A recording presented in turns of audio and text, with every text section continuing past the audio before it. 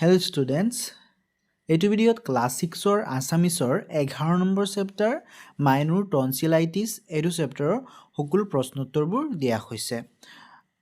এইটো চেপ্টাৰ বিশেষকৈ এটা বেমাৰ টনচিলাইটিছ এইটোৰ ওপৰত আধাৰিত। চেপ্টাৰটো একেবাৰে ইজি হয়, লগতে প্ৰশ্নোত্তৰকেইটা এইটো ভিডিঅ'ত অতি ছুটি দিয়া হৈছে যাতে তোমালোকৰ বাবে আৰু ইজি হয়। সো তোমালোকে চেপ্টাৰটো এবাৰ প্ৰশ্নোত্তৰকেইটা কৰাৰ আগতে পঢ়ি চাবা। চেপ্টাৰটো এবাৰ পঢ়ি চালে তোমালোকৰ বাবে উত্তৰকেইটা কৰাত ইজি হয়। ঠিক আছে, তো তেনেহ'লে ব'লা প্ৰথমতে কুৱেশ্যনকেইটালৈ আগবাঢ়ো। ইয়াত প্ৰথম প্ৰশ্ন দি আছে 1 নম্বৰ, তলত দিয়া প্ৰশ্নসমূহৰ শুদ্ধ উত্তৰটো বাছি উলিয়াই সঠিক বৃত্তটো পূৰ কৰা। ইয়াত এটা কুৱেশ্যন দিয়া আছে, কুৱেশ্যনৰ 4টাকে অপশ্যন দিয়া আছে। 4টা অপশ্যনৰ পৰা শুদ্ধ অপশ্যনটো বাছি উলিয়াই তলত দিয়া বাকচত শুদ্ধ অপশ্যনটো এনেকৈ বৃত্তটো পূৰ কৰিব লাগে। ঠিক আছে, তো ফাৰ্ষ্ট কুৱেশ্যন কি দিয়া আছে? প্ৰথমটো দিয়া আছে সদায় দাঁত মুখ কিয় পৰিষ্কাৰকৈ ধুব লাগে। তাৰে অপশ্যন আছে খোৱা বস্তু ডিঙিত লাগি ধৰাৰ সম্ভাৱনা থাকে বাবে, তাৰপিছত আছে বীজাণুৱে বাহ লোৱাৰ সম্ভাৱনা থকাৰ বাবে, তাৰপিছত নেক্সট আছে শুকান কাহ হোৱাৰ সম্ভাৱনা থকাৰ বাবে, তাৰপিছত লাষ্ট অপশ্যন আছে ডিঙিত বগা চামনি পৰাৰ সম্ভাৱনা থকাৰ বাবে। তো এইটোৰ পৰা কোনটো শুদ্ধ অপশ্যন হয়? খ নম্বৰটো শুদ্ধ অপশ্যন হয়, বীজাণুৱে বাহ লোৱা সম্ভাৱনা থকা বাবে। তো খ নম্বৰ অপশ্যনটো শুদ্ধ, এনেকৈ তোমালোকে শুদ্ধ অপশ্যনটো বৃত্তটো পূৰ কৰি দিবা। কাঠ পেঞ্চিলেৰে এনেকৈ তোমালোকে পূৰ কৰি দিব পাৰা। ঠিক আছে, নেক্সট কুৱেশ্যন দিয়া আছে মুন্তি আৰু জুন্তিৰ মনটো কিয় বেয়া লাগি আছিল। এইটো কুৱেশ্যনৰ 4টা অপশ্যন দিয়া আছে। ফাৰ্ষ্ট অপশ্যন দিয়া আছে মাইনুৰ জ্বৰ আৰু ডিঙিৰ বিষ হোৱাৰ বাবে। নেক্সট অপশ্যন দিয়া আছে নয়ন খুৰাই আইচক্ৰীম খোৱাবৰ বাবে। তাৰপিছত অপশ্যন দিয়া আছে মাইনু স্কুললৈ নোযোৱাৰ বাবে। তাৰপিছত নেক্সট অপশ্যন দিয়া আছে পেহীয়েকে সিহঁতক ধমকি দিয়াৰ বাবে। তো ইয়াৰ পৰা 4টা অপশ্যনৰ পৰা শুদ্ধ অপশ্যন কোনটো হয়? শুদ্ধ অপশ্যনটো হ'ব ক নম্বৰ মাইনুৰ জ্বৰ আৰু ডিঙিৰ বিষ হোৱাৰ বাবে। চ' এইটো তোমালোকে চেমটো প্ৰথমটোৰ সৈতে চেমকেই যিটো শুদ্ধ অপশ্যন হয় এনেকৈ বৃত্তটো কাঠ পেঞ্চিলেৰে পূৰ কৰি দিবা। তাৰপিছত নেক্সট আছে 2 নম্বৰ, তুমি ওপৰৰ উত্তৰকেইটা কিয় শুদ্ধ বুলি ভাবি ল'লা, তোমাৰ সহপাঠীৰ লগত আলোচনা কৰি কোৱা। ঠিক আছে, ওপৰত যিটো কুৱেশ্যন দিয়া আছে, প্ৰথমতে দুটা কুৱেশ্যন দিয়া আছিলে। ফাৰ্ষ্ট কুৱেশ্যন আছে সদায় দাঁত মুখ কিয় পৰিষ্কাৰ কৰি ধুব লাগে। তাৰপিছত নেক্সট কুৱেশ্যন আছিলে মুন্তি আৰু জুন্তিৰ মনটো কিয় বেয়া লাগি আছিল। এই দুটা কুৱেশ্যন আমি অপশ্যন চিলেক্ট কৰিছোঁ। প্ৰথমটো চিলেক্ট কৰিছিলোঁ খ, তাৰপিছতটো ক চিলেক্ট কৰিছিলোঁ। ঠিক আছে, এই দুটা শুদ্ধ অপশ্যন শুদ্ধ বুলি কিয় চিলেক্ট কৰিছোঁ এইটো লিখিব লাগে। চ' প্ৰথম দুটা কুৱেশ্যনৰ উত্তৰকেইটা কিয় শুদ্ধ চিলেক্ট কৰিছোঁ, কোনটো শুদ্ধ চিলেক্ট কৰিছোঁ, এইটো বাছ উত্তৰত কিয় লিখিছোঁ সেইটো লিখিব লাগে। তো উত্তৰ হ'ব প্ৰথমটো প্ৰশ্ন উত্তৰ কিয় শুদ্ধ চিলেক্ট কৰিছিলোঁ, এইটো হ'ব পাঠটোত ডাক্তৰ পিশীয়ে কৈছে যে মুখৰ ভিতৰখন পৰিষ্কাৰ কৰি নথ'লে বীজাণুৱে বাহ ল'ব পাৰে, যাৰ ফলত টনচিলাইটিছৰ দৰে ৰোগ হ'ব পাৰে। সেয়ে খ নম্বৰ উত্তৰটো আমি শুদ্ধ বুলি চিলেক্ট কৰিছোঁ। ঠিক আছে, তাৰপিছত চাম আমি খ নম্বৰ কুৱেশ্যনটো যিটো আছিলে সেইটোৰ শুদ্ধ অপশ্যন আমি কিয় চিলেক্ট কৰিছিলোঁ ক নম্বৰটো সেইটো লিখিব লাগে। নেক্সট কুৱেশ্যনটোৰ উত্তৰ এনেকৈ হ'ব পাঠটোৰ আৰম্ভণিতে কোৱা হৈছে যে মাইনুৰ জ্বৰ আৰু ডিঙিৰ বিষৰ বাবে তাইৰ অৱস্থা দেখি মুন্তি আৰু জুন্তিৰ মন বেয়া লাগিছিল, সেয়ে ক উত্তৰটো শুদ্ধ হয়।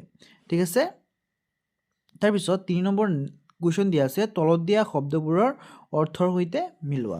ইয়াত বাকচত দিয়া আছে প্ৰথমতে শব্দ দিয়া আছে, তাৰ বিপৰীত চাইডে অৰ্থ দিয়া আছে। তো শব্দকেইটা চাই তাৰপিছত বিপৰীত চাইডৰ পৰা ইয়াৰ অৰ্থকেইটা মিলাই লিখিব লাগে। ঠিক আছে, তো প্ৰথমটো দিয়া আছে সাৰ্থক, এইটোৰ অৰ্থ কি হ'ব? এইটোৰ অৰ্থ হ'ব ইয়াতে চাব পাৰা উদ্দেশ্য সিদ্ধি হোৱা বা সফল হোৱা, এইটো হ'ব অৰ্থ। তাৰপিছত হ'ব খুকাই, এইটোৰ অৰ্থ হ'ব বৰকৈ মুখ নেমেলাকৈ মাৰা খাসী। তাৰপিছত আছে গ্ৰন্থি, এইটো কি হ'ব অৰ্থ? অৰ্থ হ'ব জীৱৰ কোষৰ পৰা শৰ্ম নোলোৱা অংশ। তাৰপিছত আছে আক্ৰান্ত, এইটোৰ অৰ্থ হ'ব পীড়িত। তাৰপিছত নেক্সট আছে চামনি, এইটোৰ অৰ্থ হ'ব বস্তুৰ ওপৰত পৰা তৰপ। তাৰপিছত আছে পটকৈ এইটো হ'ব অতি কম সময়ৰ ভিতৰত বা লৰালৰিকৈ তাৰপিছত আছে বাত বিষ এইটো হ'ব শৰীৰৰ জোৰা উখহা এবিধ ৰোগ ঠিক আছে ইয়াৰ পৰা তোমালোকে সেম টু সেম বহিত লিখি ল'ব পাৰা বা তোমালোকে ইয়াতে কাঠমিচিলেৰে কিতাপতে এনেকৈ চিন দি ল'ব পাৰা তাৰপিছত নেক্সট কুৱেশ্যন আছে 4 নম্বৰ তলত দিয়া প্ৰশ্নবোৰৰ উত্তৰ কোৱা আৰু লিখা ইয়াত কুৱেশ্যন দিয়া আছে কুৱেশ্যন কিটাৰ উত্তৰ কৰিব লাগে তাৰে ক নম্বৰ কুৱেশ্যন আছে মাইনু স্কুললৈ কিয় যোৱা নাছিলে মাইনু স্কুললৈ যোৱা নাছিলে তাৰ কাৰণটো কি আছিলে তো লিখিব লাগে উত্তৰটো হ'ব মাইনুৰ জ্বৰ আৰু ডিঙিৰ বিষ হোৱাৰ বাবে স্কুললৈ যোৱা নাছিলে চেপ্টাৰৰ প্ৰথমতে যেনেকৈ লিখা আছিলে যদি তোমালোকে চেপ্টাৰটো এবাৰ পঢ়িছা তেনেহ'লে অতি সহজে এইকেইটা উত্তৰ কৰিব পাৰিবা তো চেপ্টাৰ প্ৰথমেই কৈছিলে যে মাইনুৰ জ্বৰ আৰু ডিঙিৰ বিষ হোৱাৰ বাবে স্কুললৈ যোৱা নাছিলে কিয়নো মাইনুৰ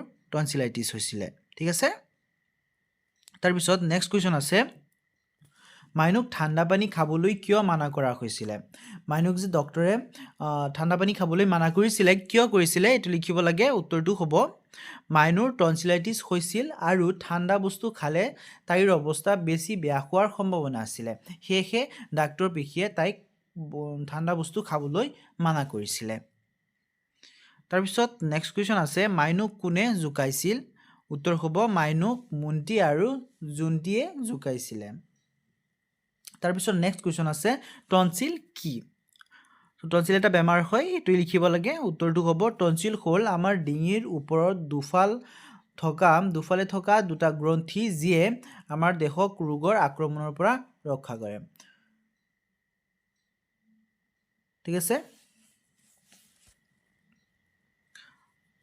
তাৰপিছত নেক্সট আছে টনচিলাইটিছ হোৱাৰ মূল কাৰণ কি টনচিলাইটিছ যে হয় এটো কি কাৰণত টনচিলাইটিছ হয় এটো লিখিব লাগে উত্তৰ হ'ব টনচিলাইটিছ হোৱাৰ মূল কাৰণ হ'ল টনচিল গ্ৰন্থি দুটাক বীজাণুৱে আক্ৰমণ কৰা ঠিক আছে তাৰপিছত নেক্সট কুৱেশ্যন আছে টনচিলাইটিছ বীজাণু শৰীৰত কেনেদৰে প্ৰৱেশ কৰে উত্তৰ হ'ব টনচিলাইটিছ বীজাণুবোৰ আমাৰ উশাহৰ ভিতৰলৈ সোমাই কেতিয়াবা মুখৰ ভিতৰত পৰিষ্কাৰ কৰি নথলে বীজাণুৱে বাহ ল'ব পাৰে বতাহত উৰি বা হাতত লাগিও ইখত সংক্ৰমিত হয়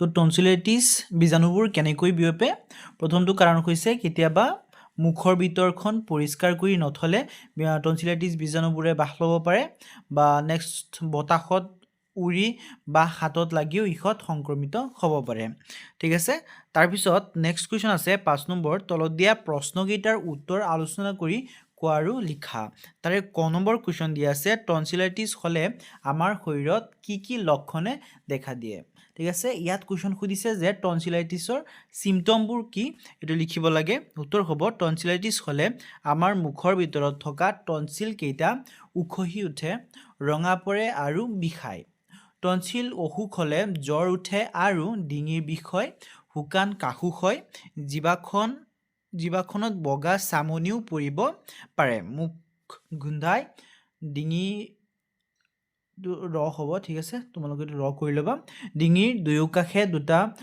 টনচিল দুটা উখহাৰ বাবে ডিঙিৰ নলীৰ পথটো ঠেক হয় আৰু এটো ঠিক আছে এটো আৰু হ'ব আক নহয় আৰু হ'ব সৰি তোমালোকে ঠিক কৰি ল'বা ঠিক আছে ঠেক হয় আৰু সেইভাবে খাদ্য খালে আমি বিষ অনুভৱ কৰোঁ ঠিক আছে প্ৰশ্ন কি সুধিছিলে প্ৰশ্ন সুধিছিলে যে টনচিলাইটিছৰ সিম্পটম কি হয় এটো লিখিব লাগে তো সিম্পটম কোনকিটা হয় প্ৰথম সিম্পটমটো হৈছে যে টনচিল দুটা আমাৰ যেটো মুখত টনচিল থাকে টনচিল দুটা উখহিতে ৰঙা পৰে আৰু বিষায় তাৰপিছত টনচিল অসুখ হ'লে কি হয় জ্বৰ উঠিব পাৰে আৰু ডিঙিৰ বিষ হয় তাৰপিছত হুকান কাহু আহিব পাৰে জিভাখনত নেক্সটত জিভাত বগা চামনিও পৰিব পাৰে তাৰপিছত মুখ গোন্ধাই তাৰপিছত ডিঙিৰ দুয়োকাষে টনচিল দুটা উখহাৰ বাবে ডিঙিৰ নলীৰ পথটো ঠেক হয় আৰু সেইভাবে খাদ্য খালে আমি বিষ অনুভৱ কৰোঁ তাৰপিছত খ নম্বৰ কুৱেশ্যন আছে টনচিলাইটিছৰ পৰা হাত সাৰি থাকিবলৈ আমি কেনে ধৰণৰ সাৱধানতা ল'ব লাগে উত্তৰ হ'ব টনচিলাইটিছৰ পৰা হাত সাৰি থাকিবলৈ আমি সদায় পুৱা গধূলি দাঁত মুখ পৰিষ্কাৰ কৰি ৰাখিব লাগে আৰু হাত পৰিষ্কাৰকৈ ৰাখিব লাগে তাৰমানে আমি টনচিলাইটিছ বেমাৰৰ পৰা বাচিবৰ কাৰণে বাচিবলৈ হ'লে আমি দাঁত মুখ পৰিষ্কাৰ কৰি ৰাখিব লাগে আৰু নিজৰ হাত পৰিষ্কাৰ কৰি ৰাখিব লাগে পৰিষ্কাৰ কৰি থাকিলে আমি অকল টনচিলাইটিছ বেমাৰে নহয় বাকী বহুত ধৰণৰ বেমাৰৰ পৰা আমি হাত সাৰি থাকিব পাৰোঁ তাৰপিছত নেক্সট কুৱেশ্যন আছে কোনে কাক আৰু কিয় কৈছিলে লিখা ইয়াত তাৰমানে এটা কুৱেশ্যন দিয়া আছে সেইটো এটা বাক্য দিয়া আছে সেই বাক্যশাৰী কোনে কৈছিলে কাক কৈছিলে আৰু কিয় কৈছিলে সেইটো লিখিব লাগে তো ইয়াত ক নম্বৰটো দিয়া আছে তোমালোকে মাইনু কিয় জোকাইছা সো এই বাক্যশাৰী কোনে কৈছিলে কাক কৈছিলে কিয় কৈছিলে এইটো লিখিব লাগে উত্তৰ হ'ব এই কথাষাৰ ডাক্তৰ পেশীয়ে মুন্তি আৰু জুন্তিক কৈছিলে কোনে কৈছিলে ডাক্তৰ পেশীয়ে কৈছিলে কাক কৈছিলে মুন্তি আৰু জুন্তিক কৈছিলে কাৰণ তেওঁলোকে অসুস্থ হৈ থকা মাইনুক আইচক্ৰীম খোৱাৰ কথা কৈ জোকাই আছিলে তাৰপিছত নেক্সট আছে মাইনুৰ টনচিল দুটা কেতিয়া কাটিবা এটো কোনে কৈছিলে কাক কৈছিলে লিখিব লাগে উত্তৰ হ'ব এই কথাষাৰ জুন্তিয়ে ডাক্তৰ পেশীক কৈছিলে মাইনুৰ টনচিলাইটিছ হোৱা বুলি জানি তাই মাইনুক ভয় খুৱাবলৈ এইদৰে সুধিছিলে কোনে কৈছিলে এই কথাষাৰ জুন্তিয়ে ডাক্তৰ পেশীক কৈছিলে কিয় কৈছিলে মাইনুৰ টনচিলাইটিছ হৈছিলে সেইকাৰণে তাক ভয় খুৱাবলৈ এনেকৈ ডাক্তৰ পেশীক সুধি কৈছিলে ঠিক আছে তো তোমালোকে যদি চেপ্টাৰটো এবাৰ পঢ়িছা তেনেহ'লে এই প্ৰশ্নকেইটা অতি সহজতে কৰিব পাৰিবা এবাৰ পঢ়িলেই তোমালোকে বা যদি তোমালোকে চেপ্টাৰটো এবাৰ পঢ়া তেনেহ'লে ইয়াৰ পৰা এবাৰ চালেই তোমালোকৰ হৈ যাব তোমালোকৰ কাৰণে এইকেইটা ইমান কষ্ট কৰি পঢ়ি মুখস্থ কৰাৰ দৰকাৰ নাই ঠিক আছে সো তোমালোকে চেপ্টাৰটো এবাৰ পঢ়ি ল'বা তাৰপিছত নেক্সট আছে টনচিলাইটিছ হ'লে পানীয় আহাৰ খাব লাগে এইটো কোনে কৈছিলে এইটো লিখিব লাগে উত্তৰটো হ'ব ডাক্তৰ পেশীয়ে মুন্তি আৰু জুন্তিক কৈছিলে ডাক্তৰ কোনে কৈছিলে ডাক্তৰ পেশীয়ে কৈছিলে কাক কৈছিলে মুন্তি আৰু জুন্তিক কৈছিলে কাৰণ মাইনুৰ টনচিলাইটিছ হৈছিলে তাৰপিছত নেক্সট আছে ভাষা অধ্যয়ন তাৰে 7 নম্বৰ কুৱেশ্যন আছে পাঠটোৰ পৰা যুক্ত আখৰযুক্ত শব্দবোৰ বাছি উলিয়াই তলত দিয়া তালিকাখন পূৰ কৰা লগতে যুক্ত আখৰবোৰত কি বৰ্ণ যোগ হৈ আছে ভাঙি দেখুওৱা মানে চেপ্টাৰ 2 ৰ পৰা যেটো তোমালোকে এইটো চেপ্টাৰ 2 ৰ পৰা প্ৰথমতে শব্দগীতা যুক্ত আখৰযুক্ত শব্দগীতা বাছি উলিয়াই লিখিব লাগে ইয়াত বাকচকৈ দিয়া আছে প্ৰথমতে দিয়া আছে শব্দ তাৰপিছত যুক্ত আখৰ তাৰপিছত কি বৰ্ণ যোগ হৈছে এনেকৈ বাকচকৈ বনাই দিয়া আছে তাৰে প্ৰথমতে তোমালোকে চেপ্টাৰ 2 ৰ পৰা যুক্ত আখৰগীতা উদাহৰণত দেখুওৱা দৰে এনেকৈ বিচাৰি উলিয়াই লিখিব লাগে তাৰপিছত তাত কোনকিটা যুক্ত আখৰ লাগিছে সেইকেইটা লিখিব লাগে তাৰপিছত তাত কোনকিটা বৰ্ণ যোগ হৈ আছে সেইটো লিখিব লাগে তো উত্তৰটো এনেকৈ হ'ব এনেকৈ তোমালোকে আকৌ উত্তৰটো এনেকৈ সেম বাকচ সজাই ল'বা বাকচ বনাই প্ৰথমতে শব্দ তাৰপিছত যুক্ত আখৰ তাৰপিছত কি বৰ্ণ যোগ হৈ আছে এনেকৈ তিনিটা বাকচ বনাই লৈ তাৰপিছত তোমালোকে এনেকৈ লিখি ল'বা ঠিক আছে এনেকৈ যেনেকৈ প্ৰথমতে স্কুল আছে তাত কোনটো যুক্ত আখৰ যোগ হৈছে তাৰপিছত তাত কি বৰ্ণ যোগ হৈছে এনেকৈ তোমালোকে ইয়াৰ পৰা চাই লিখি ল'বা ঠিক আছে তাৰপিছত আমি নেক্সট কুৱেশ্যনটো চাই নেক্সট কুৱেশ্যন দিয়া আছে তলত দিয়া দফা দুটাৰ উপযুক্ত স্থানত জ্যোতি চিহ্ন বহুৱা আৰু পখা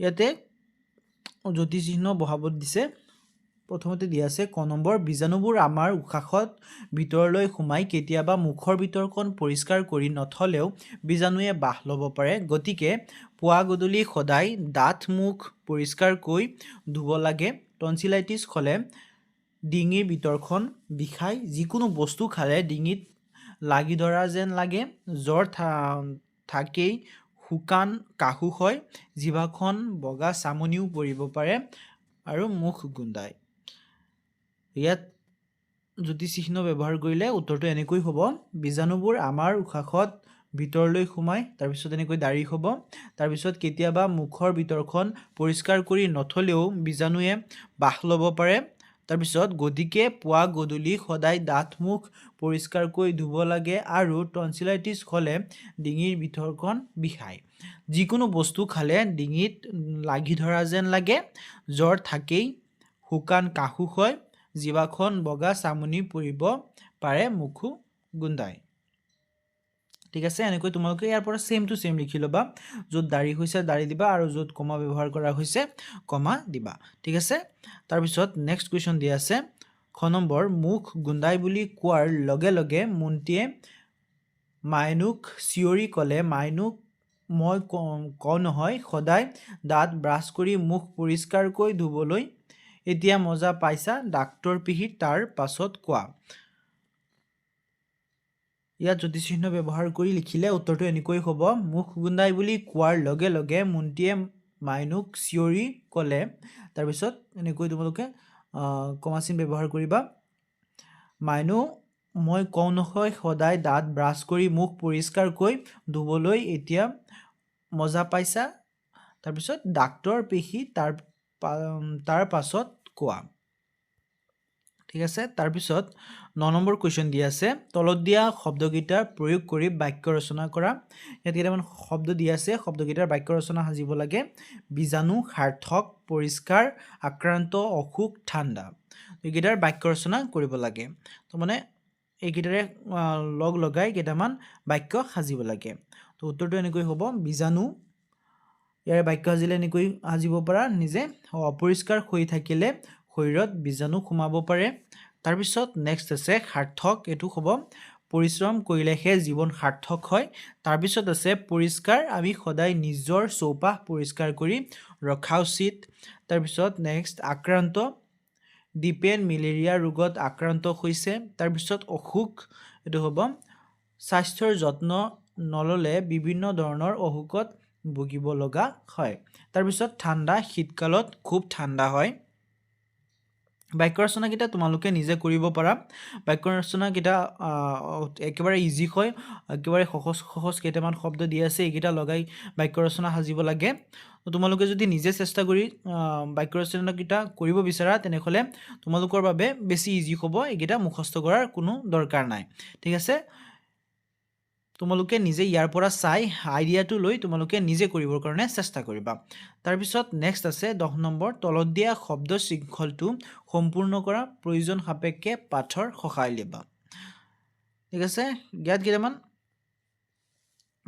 বাক্য দিয়া আছে, এই বাক্যকেইটাৰ আধাৰত ওপৰৰ পৰা মিলাই তলত লিখিব লাগে। ঠিক আছে, প্ৰথমটো দিয়া আছে, গাখীৰ, চেনি আৰু ফলেৰে প্ৰস্তুত কৰা বৰফৰ দৰে চেঁচা খাদ্য। ইয়াৰ পৰা মিলাই লিখিব লাগে। ইয়াত হ'ব আইচক্ৰীম। তাৰপিছত দিয়া আছে দেশৰ এটা সাৰ্থক শব্দ, এইটো হ'ব শৰীৰ। তাৰপিছতো আছে কাৰোবাক উদ্দেশ্যি টান কোৱা কাৰ্য, এইটো হ'ব ধমকি। তাৰপিছতো আছে তেজৰ ৰং, এইটো হ'ব ৰঙা। তাৰপিছত পথালিকৈ চালে এইকেইটা হ'ব এবিধ অতি সূক্ষ্ম অনুবীক্ষণ যন্ত্ৰৰে চাব পৰা জীৱ, এইটো হ'ব ভাইৰাছ। তোমালোকে ইয়াতো চাব পাৰিবা ভাইৰাছ ক'ত আছে। ঠিক আছে, তোমালোকে ইয়াৰ পৰা বিচাৰি উলিয়াই নিজে চাবা। ঠিক আছে, তাৰপিছত দিয়া আছে কোনো ব্যক্তিৰ প্ৰতি ভালপোৱা বা স্নেহ, এইটো হ'ব মৰম। তাৰপিছত আছে অসুখ হ'লে হোৱা শৰীৰৰ উষ্ণতা বৃদ্ধি, এইটো হ'ব জ্বৰ। ঠিক আছে, তাৰপিছত নেক্সট দিয়া আছে 11 নম্বৰ, তলত দিয়া ধাতুৰূপবোৰৰ লগত বিভক্তি যোগ কৰি ক্ৰিয়াপদ গঠন কৰা। ঠিক আছে, তলত কেইটামান ধাতুৰূপ দিয়া আছে, এইকেইটাৰ লগত বিভক্তি যোগ কৰি ক্ৰিয়াপদ গঠন কৰিব লাগে। এনেকৈ হ'ব দি যোগ উ, দিও। ঠিক আছে, হাঁহ যোগ এ, হাঁহে। উঠ যোগ আ, উঠা। দৰ যোগ এ, ধৰে। পঢ় যোগ অ, পঢ়। তাৰপিছত পৰ যোগ উ, পঢ়ো। ঠিক আছে, ইয়াৰ পৰা তোমালোকে ছেম টু ছেম লিখি ল'বা। এইকেইটা তোমালোকে কিতাপতো কাঠ পেঞ্চিলে লিখি ল'ব পাৰা বা তোমালোকে বহীত লিখি ল'বা। ঠিক আছে, বহীত লিখি ল'লে বেছি ভাল। তো তোমালোকে সেইকেইটা ইয়াৰ পৰা লিখি ল'বা। তাৰপিছত 12 নম্বৰ দিয়া আছে, তলত দিয়া বাক্যকেইটাৰ ক্ৰিয়াপদবোৰত কি কি ক্ৰিয়া বিভক্তি যোগ হৈ আছে লিখা। তলত কেইটামান বাক্য দিয়া আছে, বাক্যৰে কিছুমান ক্ৰিয়াপদ দিয়া আছে, তাৰ লগত কোনকেইটা বিভক্তি যোগ হৈ আছে এইটো লিখিব লাগে। তো প্ৰথমটো দিয়া আছে ক নম্বৰ, ৰোগত আক্ৰান্ত হ'লে আমাৰ শৰীৰ দুৰ্বল হৈ পৰে। ইয়াত পৰে দিয়া আছে, তাৰে ক্ৰিয়াপদটো হৈছে পৰে। পৰেত কোনকেইটা ধাতু বা বিভক্তি লগ হৈ আছে এইটো লিখিব লাগে। তো উত্তৰটো হ'ব ক্ৰিয়াপদ। ক্ৰিয়াপদটো কি দিয়া আছে, পৰে। ইয়াত ধাতু হ'ব পৰ আৰু ক্ৰিয়া বিভক্তি হ'ব এ। ঠিক আছে, তাৰপিছত খ নম্বৰ দিয়া আছে, তুমি কিতাপখন পঢ়া।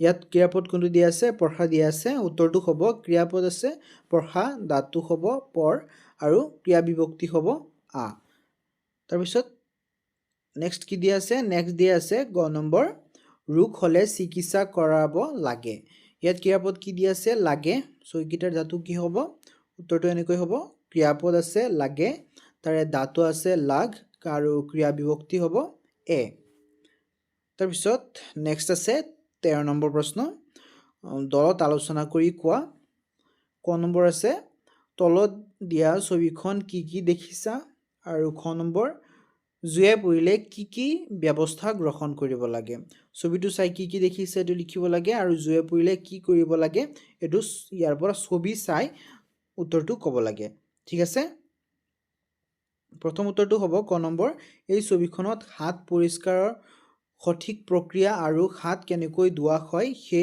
হেয়া দেখুৱা হৈছে তো এটো ছবিত কি দিয়া হৈছে সোৱা এনেকৈ টেপৰ পৰা পানী ওলাই আছে হাত ধুই আছে সো প্ৰথমটোৰ পৰা কি বুজা যায় যে হাত ধোৱাৰ সঠিক প্ৰক্ৰিয়াটো কি এটো বুজা গৈছে ঠিক আছে তাৰ পিছত নেক্সট আছে নেক্সট কোৱেশ্চনটো খুদিছিলে যে জুয়ে পৰিলে কি ব্যৱস্থা গ্ৰহণ কৰিব লাগে তো এটোৰ উত্তৰ হ'ব এক নম্বৰ পানী বালি অগ্নি নিৰ্বাপক যন্ত্ৰৰে জুই নুমাব লাগে তাৰ পিছত নেক্সট 2 নম্বৰটো হ'ব পুৰা ঠাইখিনি ঠাণ্ডা পানীৰে ঠাণ্ডা কৰি ল'ব লাগে তাৰ পিছত 3 নম্বৰ হ'ব পৰিষ্কাৰ কাপোৰেৰে ঢাকি দিব লাগে তাৰ পিছত নেক্সট হ'ব তেল বা মাখন লগাব নালাগে ঠিক আছে তাৰ পিছত নেক্সট হ'ব গুৰুতৰ হলে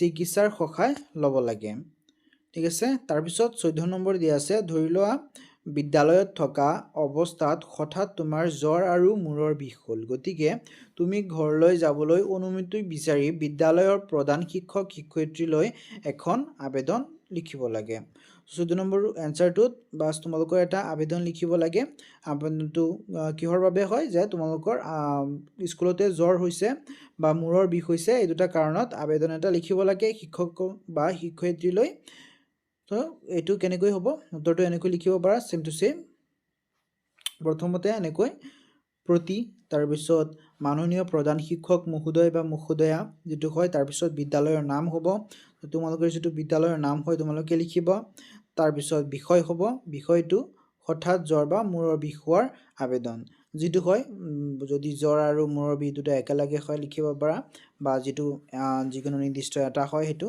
লিখিব পাৰা ঠিক আছে তাৰ পিছত মহাশয় বিনীত সন্মানপূৰ্বক নিবেদন এই যে মই বিদ্যালয়ৰ ষষ্ঠ শ্ৰেণীৰ ছাত্ৰ আজি বিদ্যালয়ত থকা অৱস্থাত হঠাৎ মোৰ জ্বৰ আৰু মূৰৰ বিষ আৰম্ভ হৈছে এনে অৱস্থাত মোৰ পঢ়াত মনোযোগ দিয়া সম্ভৱ নহব আৰু চিকিৎসাৰো প্ৰয়োজন তাৰ পিছত প্ৰেগাপ চেঞ্জ হ'ব হে অনুগ্ৰহ কৰি আজি ঘৰলৈ যাবলৈ মোক অনুমতি দিয়ক এ মহোদয়ৰ ওচৰত খৰল মিনতি তাৰ পিছত অপোজিট সুকত হ'ব আপোনাৰ বাধ্য ছাত্ৰ বা ছাত্ৰী যেটো হয় তাৰ পিছত তোমাৰ কিছু ৰোল নাম্বাৰ শ্ৰেণী শাখা একিটা লিখিবা ঠিক আছে এনেকৈ সেম টু সেম লিখি লবা তাৰ পিছত দিয়া আছে প্ৰকল্পকিটা নিজে কৰিব লগা বস্তু হয় তোমালোকে নিজে কৰিবা একিটা কৰিলে নিজৰ আসলতে একিটা ষ্টুডেন্টৰ জ্ঞান বৃদ্ধিৰ কাৰণে দিয়া হয় এক্সট্ৰা কিছুমান তো তোমালোকে প্ৰকল্পকিটা নিজে কৰিবা 15 নম্বৰ দিয়া আছে মাইনৰ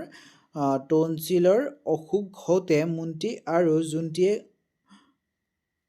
খুৰাকে আইসক্ৰীম খোৱাৰ কথা লৈ জুকাইছে ইজনে সিজনক জুকোৱাটো এটা নিৰ্দোষ দেমালি বুলিয়ে ধৰা হয় কিন্তু এই কামটো কৰোতে সদায় মনত ৰাখিব লাগে বিপৰীত পক্ষই যাতে মানসিক কষ্ট নাপায় তোমালোকেও নিশ্চয় ইজনে সিজনক জুকোৱা তোমালোকৰ জীৱনত ঘটা এনে ধৰণৰ এটা ভাল বেয়া লগা ঘটনা লিখা ঘটনাটোৰ পৰা কেনে ধৰণৰ শিক্ষা লাভ কৰিলা তাত উল্লেখ কৰা তো কোৱেশ্চনটোত কি কৈছে কোৱেশ্চনটোত কৈছে যে যেনেকৈ চেপ্টাৰটো তোমালোকে যে দেখিবলৈ পাইছা যে আইসক্ৰীম খোৱালৈ জুকাইছিলে কিন্তু আইচক্ৰীম খাবলৈ নোৱাৰিছিলে কিয়নো টনচিল বেমাৰ হৈছিলে এনেকৈ তোমালোকৰ জীৱনতো চাগে কেতিয়াবা এনেকুৱা হৈছে যে কোনোবাই তোমালোকক জোকাইছে বা তোমালোকে জোকাইছা এনেকুৱা কিছুমান পৰিস্থিতি তোমালোকে লিখিব দিছে আৰু তাৰ পৰা কি জ্ঞান পাইছা এটো লিখিব লাগে সো কিটা তোমালোকে নিজে কৰিবা ঠিক আছে